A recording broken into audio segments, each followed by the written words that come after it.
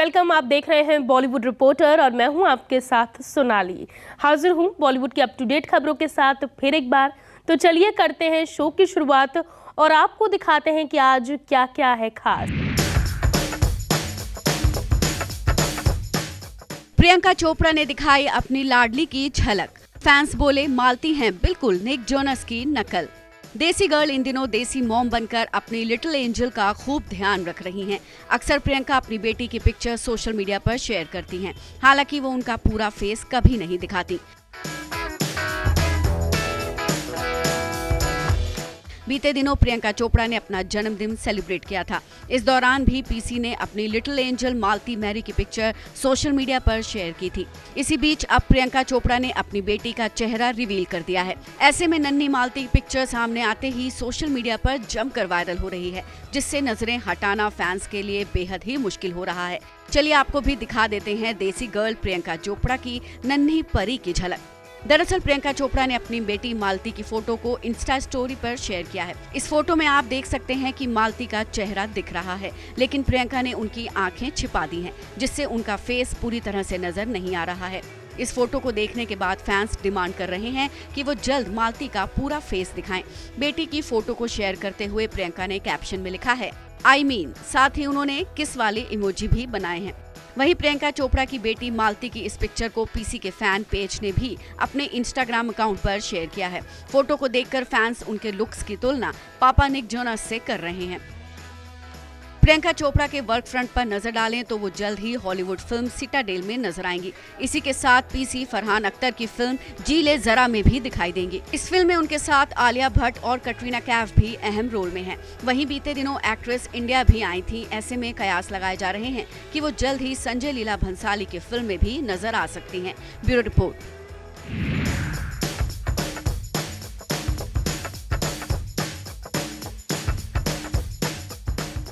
कार्तिक आर्यन के birthday party में लगा स्टार्स का जमावड़ा। मैक्लेरन जीटी में सवार होकर बर्थडे बैश में पहुंचा शहजादा।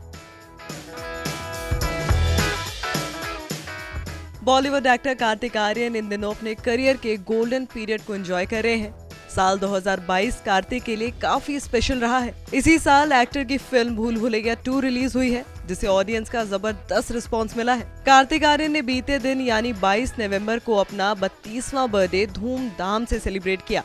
इस खास मौके पर उन्होंने अपने दोस्तों के लिए एक स्पेशल पार्टी ऑर्गेनाइज की, जिसमें आयुष्मान खुराना से लेकर अनन्या पांडे तक नजर आई। बर्थडे पार्टी में पहुंचे स्टार्स की ड्रेस देखकर साफ तौर पर अंदाजा लगाया जा सकता है कि इसकी थीम व्हाइट रखी गई थी। इस पार्टी में कार्तिक आर्यन अपनी कार मैक्लेरन जीटी में पहुंचे। इस दौरान एक्टर ने जमकर पोज भी दिए।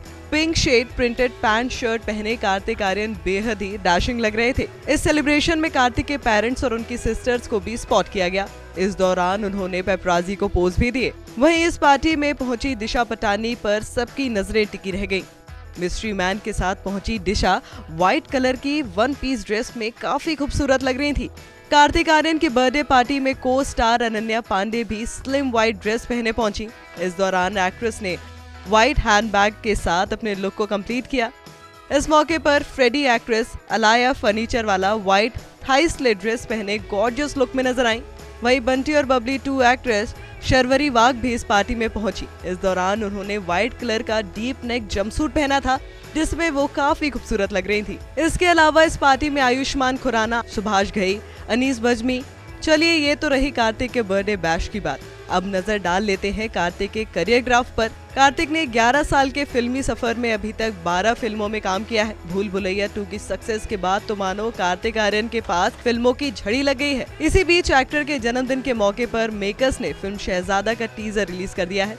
रोहित धवन के डायरेक्शन में बन रही ये फिल्म अगले साल 10 फरवरी को सिनेमाघरों में रिलीज होगी। Bureau report E24। Hey guys, welcome to E24। मैं हूं नवीन सिंह भारद्वाज और नेटफ्लिक्स एक बार फिर से अपने वेब सीरीज लेकर आया है कैट। जी हां, हम सबको इसका इंतजार था और साथ में इंतजार था रणदीप हुड्डा का। और इसमें आपको दिखेगा करप्शन, क्राइम से भरपूर झूठ और सच के बीच की कहानी है कैट। और हमारे साथ इस वक्त है खुद captain of the ship Balwinder और हमारे साथ हैं बहुत दिनों के बाद हम मिल रहे हैं रणदीप हुड्डा। आप लोगों का बहुत बहुत स्वागत है E24 पे। धन्यवाद। कैसे हैं आप लोग? बहुत बढ़िया, आप बताएं। एकदम बढ़िया। आपसे पहला सवाल है रणदीप, जब कोई फिल्म आती है, हमारे जैसे कोई भी नए प्रोजेक्ट्स होते हैं, हम सब बहुत ज़्यादा नर्वस होते हैं, लेकिन इस साल जब आप कैट का जब एक छोटा सा पोस्टर भी आप अपने एक लुक आउट कर रहे थे, उस वक्त आपके दिमाग में क्या चल रहा था, जहन में क्या चल रहा था? बिकॉज हमने बहुत इंतज़ार किया है आपका इस साल एंड फाइनली अब हम आपको देख रहे हैं, तो फिर बताना। एक तो मैं आउट नहीं करता हूँ, कोई और करता है। हाँ। मुझे पता नहीं वो कब आउट होता है। मैं खुद अपने काम में व्यस्त था तो मुझे मौका नहीं मिला, पर एकदम से एक मेहनत और खून पसीने से बनाई हुई एक चीज़ का आप देखते हैं। आपने तो खैर वो देखा ही हुआ है, जब दूसरे लोग देखते हैं और आप सोचते हैं कि वो एकदम से क्या हुआ होगा, तो उसमें ऑब्वियसली एक खुशी होती है और एक नर्वसनेस भी होती है। क्या आज भी होता है, मतलब नर्वसनेस आपको आज भी होते हैं? मुझे नर्वसनेस प्रोजेक्ट शुरू होने से पहले होती है, प्रोजेक्ट खत्म होने के बाद नहीं होती। और बाकी जो लोगों तक पहुंचेगा तो वो तो लोग ही बताएंगे, उनको नर्वस होना चाहिए, मैं क्यों। और प्रोजेक्ट के दर्मियान प्रोजेक्ट के दरमियान कुछ नहीं। प्रोजेक्ट के दरमियान तो ये होता है कि सुबह जाके मैं क्या गुट्टी पिलाने वाला। वैसे मैंने कुछ एक एपिसोड देखे, मुझे बहुत ज़्यादा पसंद आया Balwinder sir. Talking about CAT, इसका मतलब अगर दर्शकों को बताना चाहें इस वेब सीरीज़ का, कैट का मतलब क्या है? मतलब हमने देखा, मतलब इससे रिलेटेड, बिल्लियों से रिलेटेड या फिर सब कुछ इससे रिलेटेड चीज़ें हमने थ्रू आउट कैप्शन और इन सब चीज़ में पढ़ा, लेकिन अगर आप बताना चाहें इस वेब सीरीज़ के ज़रिए आप कैट वर्ड को किस तरह से दर्शाना चाहते हैं? देखिए, वो तो मैं मतलब आप देखें तो वो ज़्यादा अच्छा है कि क्योंकि क्यूरियोसिटी फैक्टर वही था कि हम कैट क्या है। हाँ, क्योंकि आपने रैट सुना हुआ है। हाँ, कि वो क्या होते हैं और क्या होता है, आपने काफ़ी हॉलीवुड फिल्मों में और इधर भी देखा होगा, लेकिन कैट का मकसद ही वही था कि एक हुक लगे कि यार ये क्या चीज़ आ रही है। और आप जब देखेंगे तो वो तो पता चल ही जाएगा आपको कि कैट क्या है। पर बेसिकली ये होता था कि कुछ मुखबिर पुलिस अपने छोड़ती थी और वो किस तरह से ऑपरेट करते थे, वो कहानी है। रणदीप, आप बहुत ज़्यादा सिलेक्टिव हैं इस दौरान आप अपने स्क्रिप्ट्स को लेके, लेकिन क्या वजह रही इस किरदार को हाँ बोलने की और इस स्क्रिप्ट को हाँ बोलने की? स्क्रिप्ट अच्छी थी, मेन रीज़न तो ये था, वर्ल्ड बहुत अच्छा था, और मेरा हमेशा ये मानना रहा है कि to global you got to go local. तो बहुत ही एक ग्राउंड लेवल की और एक बहुत ही son of the soil type की, धरती के पूत की कहानी थी। मुझे बहुत अच्छी लगती हैं वो कहानियाँ, और इसके अंदर एक जो कैट एंड माउस गेम जो था वो मुझे बहुत बढ़िया लगा। बलविंदर के साथ मैं ऑलरेडी एक पिक्चर कर चुका था, तेरा क्या होगा लवली, जिसमें मुझे इसके साथ काम करने में बहुत मज़ा आया था। तो उसी तरीके से हम लोग इस पर हमने काम शुरू किया, और इट वॉज़ वेरी इंटरेस्टिंग और बहुत ही मज़ा आया करने में। जब आप शूट कर रहे थे, हमने इसमें देखा पूरी पंजाब की कहानी है, एंड ऑलरेडी हमने बहुत सारे ऐसे ड्रग्स से रिलेटेड पंजाब की कहानियां हमने पहले भी देखी हैं। कैट के ज़रिए बलविंदर, आप क्या कुछ बयां करना चाहते हैं इस वेब सीरीज़ में? मैं सिर्फ एक इंसानी कहानी कहने की कोशिश कर रहा हूँ जो दो भाइयों की है, और वो किस तरह से एक सिचुएशन में, एक घटना में फंसते हैं, और वो किस तरह से उधर से निकलने के लिए बड़ा भाई छोटे भाई को बचाने के लिए क्या क्या एफर्ट कर रहा है, बिल्कुल क्या क्या कोशिशें कर रहा है, इतना रिस्क ले रहा है अपनी लाइफ के साथ, और किन किन गलियों से गुजर कर वो अपने भाई को बचा रहा है, वही कहानी है। बस ये है कि पृष्ठभूमि पंजाब है जी, और जो पंजाब में आप जब बड़े हो रहे होते हैं पंजाब में, आप खुद पंजाब के हैं, मैं खुद पंजाब का हूँ, तो जब आप वो कहानियाँ देखते हैं और वो जो आप सत्य घटनाएं भी जब आप देखते हैं तो आप उनसे प्रभावित होते हैं। बिल्कुल, आप एज अ राइटर उन कहानियों को फिर कहना चाहते हैं, क्योंकि वो आपको बहुत कई दिनों तक आपको वो हिट करती रहती है कहानी की, यार ये क्या था, ऐसी घटना कैसे घट गई।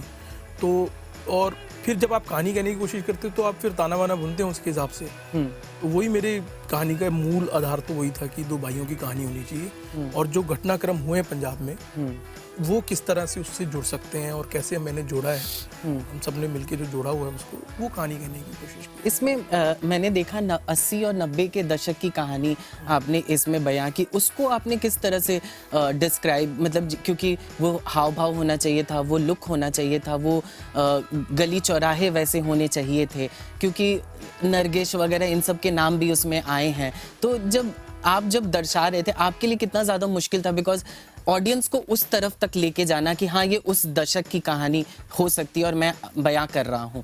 हर पीरियड को क्रिएट करने में वही आपकी सबसे एज अ मेकर बड़ा टास्क रहता है, बहुत उसी में कोशिश लगी रहती है कि आप उन लोकेशंस को ढूंढें जो आज भी, आजकल तो सब बड़े मॉडर्न हो जाती हैं चीज़ें, हर 5 साल में दुनिया बदल जाती है जी। तो आपकी कोशिश ये रहती है कि हमने जब भी आप इस तरह की कोई चीज़ करने की कोशिश करते हैं जो पीरियड ड्रामा है, तो आप ज़्यादातर आप हिस्टोरिकल सिटीज़ में जाते हैं, राइट, जहाँ पर आपको लगता है कि यार वहाँ पे वो स्ट्रक्चर्स मिल सकते हैं। और मुझे लगता है कि पंजाब का जो सबसे खूबसूरत जो शहर है जिसमें स्वर्ण मंदिर भी है और गोल्डन टेम्पल भी है, तो अमृतसर से ज़्यादा मुझे कोई खूबसूरत जगह लगती नहीं है कि जहाँ पर आप एक तो गुरुओं की धरती है वो, बिल्कुल सही, तो ऊपर से क्या है कि वहाँ पर पुराने स्ट्रक्चर्स हैं जैसे जलियांवाला बाग हैं वो सब, और बहुत हिस्टोरिकल इवेंट्स उस जगह पर घटित हुए हैं। तो आपकी, और सिर्फ सिटीज़ में ही नहीं, अमृतसर सिटी में ही नहीं, बल्कि आप तरन तारण जाएंगे, आप गुरदासपुर साइड में जाएंगे, फिरोजपुर साइड में जाएंगे, तो आपको वहाँ पे वो गांव साइड में भी कई जगह पर आपको वो स्ट्रक्चर मिल सकते हैं। तो हमारा वही टास्क है कि सबसे पहले हम लोकेशन रेकी करते हैं कि कहाँ की जाए कोशिश। तो हमने पूरा पंजाब ढूंढा, तो फिर अमृतसर में हमें लगा कि जाके काफ़ी मेहनत की हमने, 3 बार हमने रेकी की है, जहाँ पर हमने कोशिश की कि यहाँ पर, क्योंकि 80 का दौर दिखाना था जी, तो वो इंसर्जेंसी का पीरियड था और किस तरह से माहौल था उस वक्त का, तो वो क्रिएट करना अपने आप में टास्क था जो, और वो मुझे करना भी ठंड में शूट था वो। हाँ, तो हमने डिवाइड भी 2 टाइम पीरियड्स को वैसे किया था कि एक जो 2005 का पीरियड है वो हम थोड़ा गर्मियों का दिखाएंगे, बहुत अच्छी तरह डिवाइड किया था। थोड़ा उसे, जब गर्मी थी जब स्वेटर पहनाए थे, और जब सर्दी थी जब शर्ट में घूमना पड़ता था।